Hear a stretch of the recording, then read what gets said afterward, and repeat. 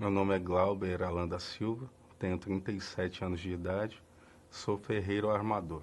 Mesmo dentro de um lar cristão, né, eu não me sentia feliz, né?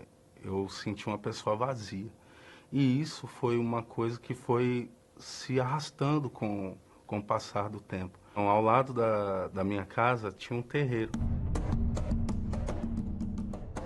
Os sons dos atabaques, as roupas, né, me chamavam muita atenção. E aí foi na onde que eu comecei a frequentar, né? Foi quando, em um desses dias aí, foi falado para mim que eu necessitava desenvolver. Quando houve a primeira incorporação, foi um algo que eu achava, na época, que era transcendental. Me completou momentaneamente ali. Após, né, a incorporação, eu achava, agora eu encontrei um sentido, eu vou ser um instrumento, né, aqui para ajudar outras pessoas. Eu comecei a fazer os procedimentos, né, de praxe de dentro de um terreiro, que era o ebó, né, ebó, segundo é passado, é uma limpeza no corpo, na alma, no espírito, né, para a pessoa se livrar de carregos, de coisas ruins, de energias ruins, influências ruins. Aquela novidade ali me trazia uma certa realização momentânea. Só que sempre quando eu me encontrava sozinho, sem ninguém, aquele mesmo sentimento de solidão, de depressão, de opressão, deprimido, permanecia ali. Fui graduado como babalorixá, né, pai de santo. Começou a vir pessoas, só que eu era muito novo. Era muito novo e já tinha passado por muita coisa na vida, sofrimento de diversas formas. Saúde vinha sendo debilitada por causa que começou pelo fato do uso excessivo de droga. Tudo que se imaginava assim, eu estava topando. Álcool era desacerbado, não queria saber a quantidade, eu queria saber de ficar louco para fugir daquela realidade que eu vivia. Eu queria achar um chão, né, um buraco para me enfiar dentro, porque eu não aguentava mais de tanto sofrimento. Ao mesmo tempo que eu tinha tudo, aos olhos das pessoas, eu não tinha nada dentro de mim. Eu me sentia vazio. Um certo dia teve uma confusão generalizada dentro dessa pensão que eu morava. E acabou tendo um homicídio, né? Dessa briga. E eu fui culpado desse homicídio, onde eu fui preso. E como já não bastasse, né? Não tinha paz, não tinha nada mais, eu perdi a única coisa que me restava, que era a liberdade. E em um desses presídios eu reencontrei uma pessoa que eu tinha conhecido na rua, aonde que me fez um convite, né, para me filiar a uma facção. E isso eu aceitei e fui tocar essa vida aí do crime. Eu estava afundado totalmente no crime. Nesse tempo, dentro do presídio, né, eu já tinha conseguido construir um terreiro meio que precário, mas tinha conseguido. Tinha continuado sendo chamado de Pai Glauber. Em uma noite, né, como várias outras noites dentro do presídio, eu chorava sozinho. Chegava de madrugada, eu olhava aquele ambiente, aquelas pessoas tudo ali jogadas de forma parecendo bicho. E eu também tinha me tornado um bicho também, porque eu já não tinha mais sentimento. Eu tinha me tornado uma pessoa fria, calculista e aquilo, mas só que aquele vazio ainda permanecia. Eu cheguei a um ponto de esquecer o endereço da casa da minha própria mãe. E minha mãe, na época, ela já era há muitos anos, né, cristã, era da fé. Ela não sabia o que eu tinha se tornado, o monstro que eu tinha me tornado. Só que minha mãe, independente de saber o que estava acontecendo ou não, hoje eu sei que ela estava lutando por mim. E minha mãe na época já era de Deus, já era da Igreja Universal, né? Ela lutava ali e sempre procurou fazer tudo para ver, não somente eu, mas como todos os outros filhos dela, bem. E num determinado dia estava tendo uma reunião. Estava tendo essa reunião e essa reunião era realizada pela Igreja Universal, pelo trabalho do NP, que é o Universal nos Presídios. Eu era, né, pai de santo, faccionado e tal, Mas eu, dentro de mim, naquele dia que teve aquela oração, aquela reunião lá, tudo que o pastor na época estava falando, bateu, veio de encontro a mim.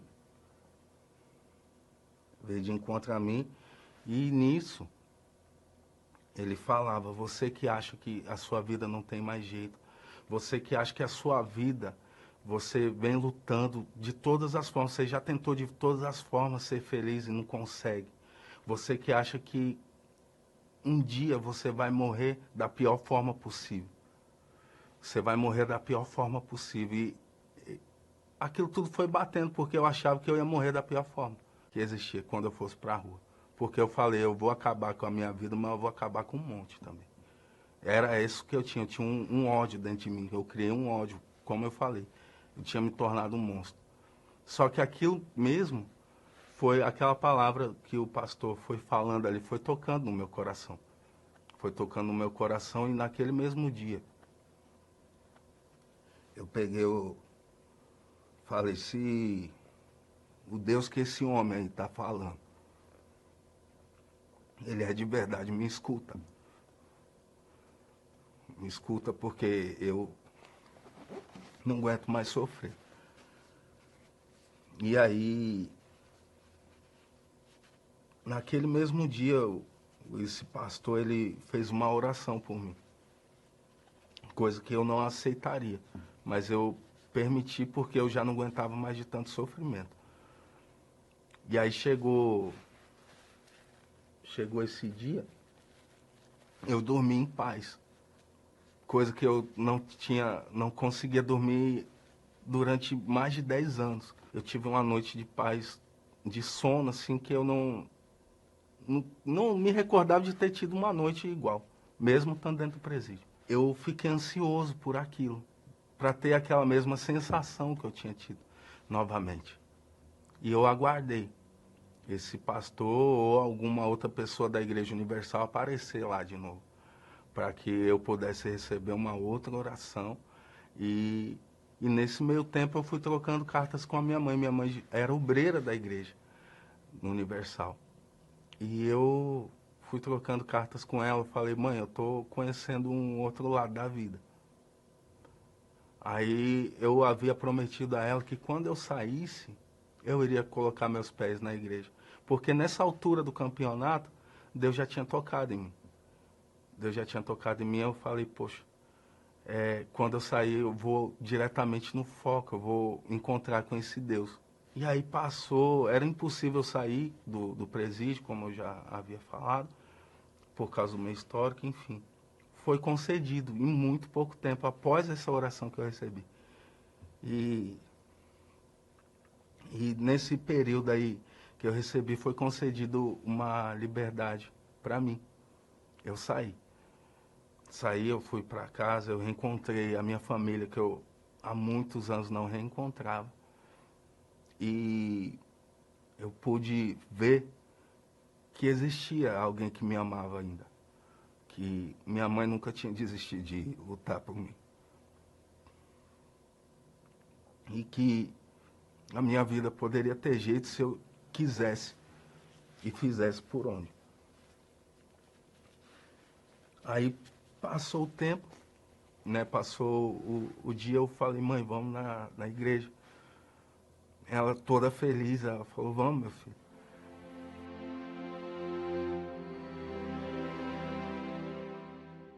Quando eu pisei meus pés na igreja, para mim eu estava tirando um peso das minhas costas. E muito breve, no dia seguinte, eu acho, 2 dias depois eu voltei, retornei na igreja, chamei, né? Minha mãe já ia, ela era obreira, né? Obreira, eu cheguei e fui mais uma vez.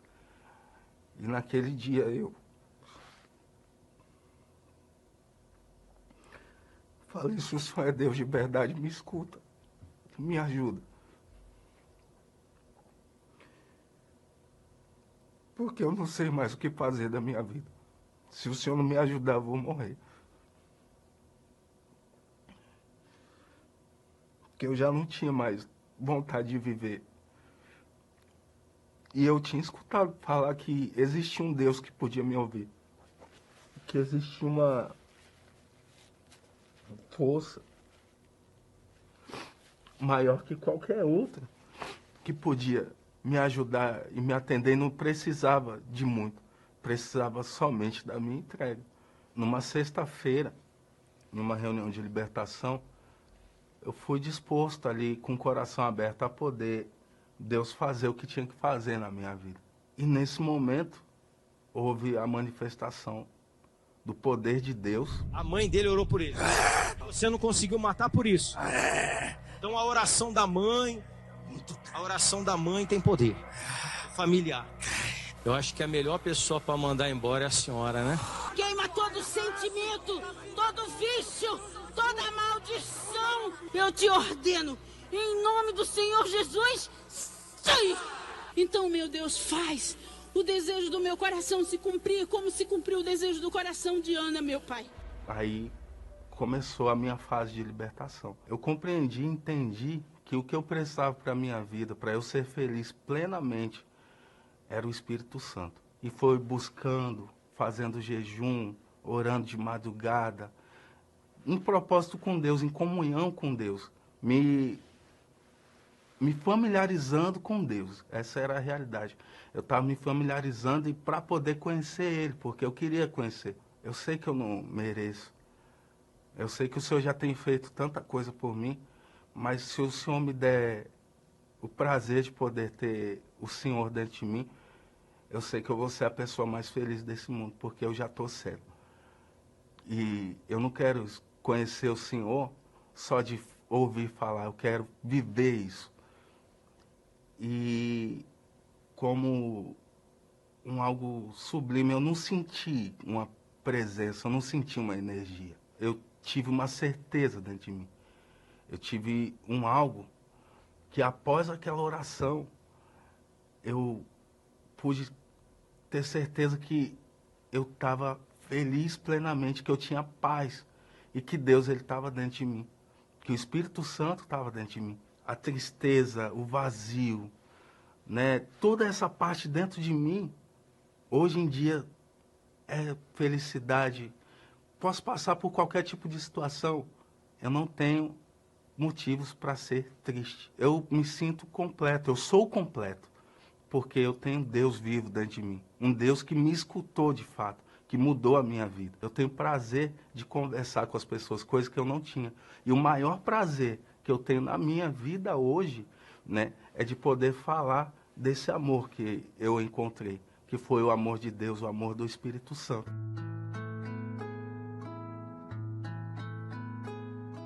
Hoje eu sou bem-sucedido na área profissional a qual eu atuo.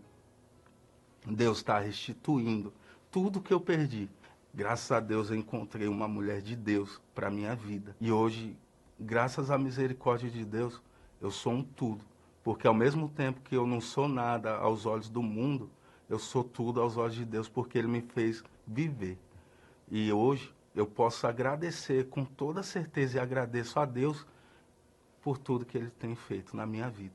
E se você acredita que para a sua vida não tem solução, para a minha vida, eu sou uma prova viva disso, que existe solução, mas basta você acreditar e dar um passo em direção a Deus.